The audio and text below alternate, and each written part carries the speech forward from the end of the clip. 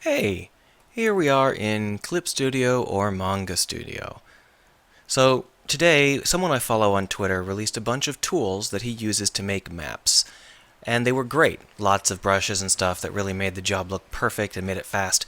But those were Photoshop brushes and I don't use Photoshop. So what I've decided to do instead is replicate some of that here in Manga Studio. So I'm going to teach you how to make relatively decent maps right here in Manga Studio. No muss, no fuss, no need to download any special brushes. So here you can see I have created a blob. Woo! Here's the trick. Over here, right-click on your layers and hit right-click on your layers. Come on. There we are. And hit New Correction Layer Gradient Map. So the gradient map is this wonderful tool that allows you to remap all the pieces. So if you move this left, all the grays turn white. And if you move this right, all the grays turn black. And if you move this to the other side, ooh. So what we're going to do is we're going to create a new arrow by double-clicking, and then we will put the black arrow between them. There we are. So now we've got an outline. Now you can adjust this to suit your needs however you would like. So for example, if we give it a real narrow edge here, we'll get a much narrower case, and if we give it a wider edge, we'll get a much wider bleed. You can come back and edit this later, so what your preference is up to you. So for now, we'll do it like this. And now we have something that looks kind of like a map, but it's not a very detailed map or a very interesting map. Well, the great news is we can continue to paint on this layer, see? So the bad news is that if you use a hard brush, like a hard eraser, the edges don't show up right. This doesn't add an edge. All it does is take an existing edge. So you've got to use a soft brush, like the soft eraser. And even this soft eraser isn't as soft as it might be, so you can reduce the hardness. And now you can start to see that you can get some kind of cool stuff going here.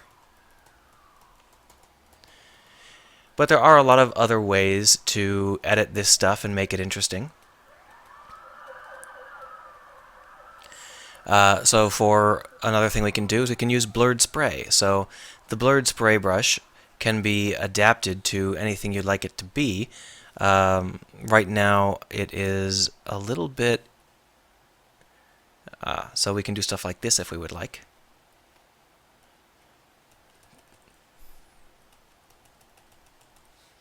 Now obviously that blurred spray brush is not ideal as it's currently set up, so what we really would like to do is set up some brushes that suit our needs a lot better.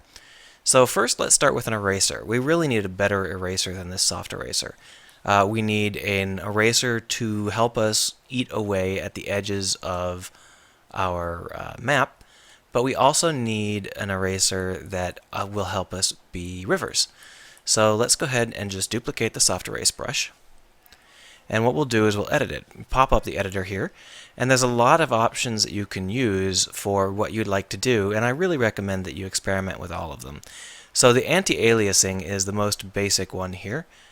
If we do this, we'll have a core that is significantly more stark, and that will give us a good sharp river look. Now the larger your map is pixel-wise, the better you're going to have at these rivers. You can see that I have a very small map, so I'm ending up with some severe pixelization at the edge of my rivers. But it's nothing that big a deal, especially if you're just drawing a map to be for being cool's sake and not to march an army across or whatever.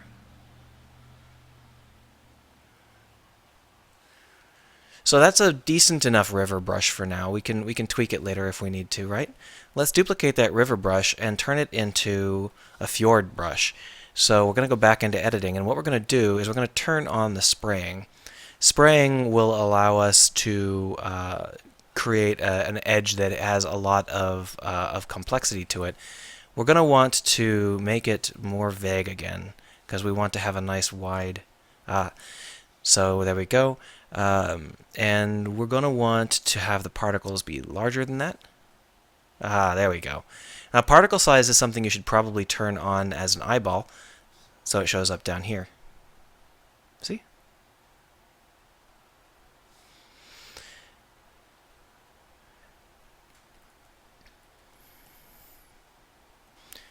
Now if we wanted to have a little bit of fun, we could change the particle deviation. and do a couple of other details like that. So it's up to us however we would like to have it happen. It is something you can definitely play around with, and I really recommend playing around with it. Obviously, we can make the paint version of this. We don't have to erase it into existence, but it's kind of fun to do it with the erase brush because it's not very often you get to use an erase brush like this.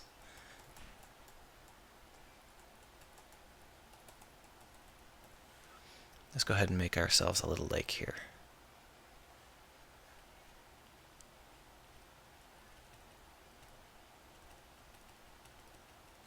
Neat.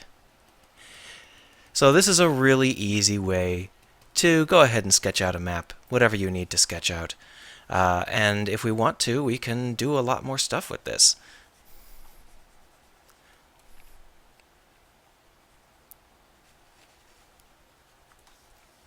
Let's go back to additive brushes. I was using the Blurred Edge watercolor. I changed it just a little bit so that I would have a little bit more.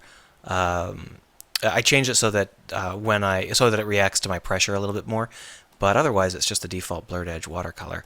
And you can see that it's actually not a bad choice for creating those smooth areas that you need to create. Now, if this edge looks too light or too dark, we can always go back in here and change this however we need it to be.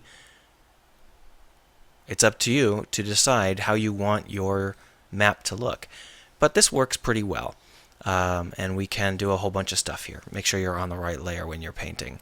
I was using the blurred spray before.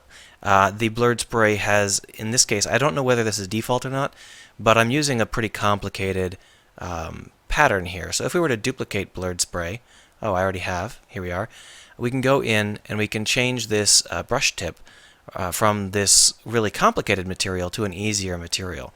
You can just search out whatever material you'd like it to be, or make your own, because I have a tutorial on how to do that as well. So for example, how about this cross-hatching?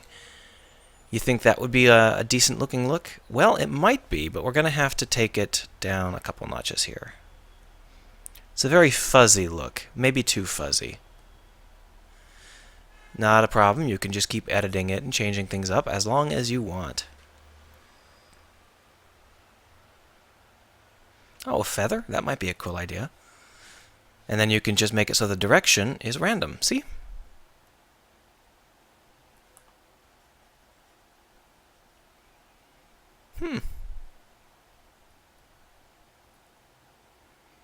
Not a perfect brush, but still not a bad one. And doing this, you can create whatever sort of world you want to create by sketching it into existence, and you modify your brushes so that they are exactly what you need at any given time. And that is an easy way to do maps here in Clip Studio or Manga Studio, and I strongly recommend trying it out. Build your map today. Oh, here, Sand Soft. Oh, Sand Cloud. That one looks good. Oh. Little bit sharp.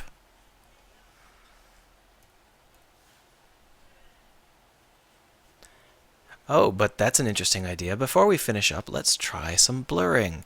So if you grab your fingertip and you blur, let's go ahead and bring our opacity and color stretch down.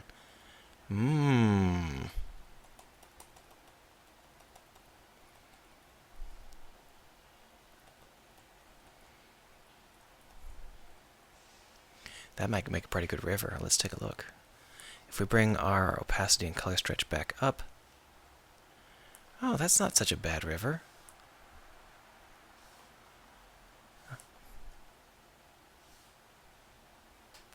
Yeah, that's a really great river. So you can use a finger with a maximum color stretch and a kind of middling opacity to get yourself a nice river.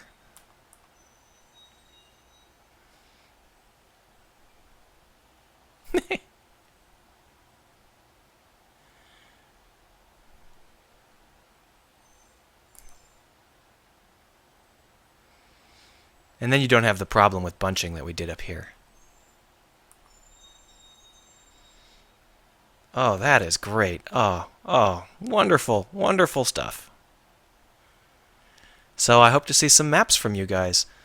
Show me your worlds using these techniques. Thank you very much.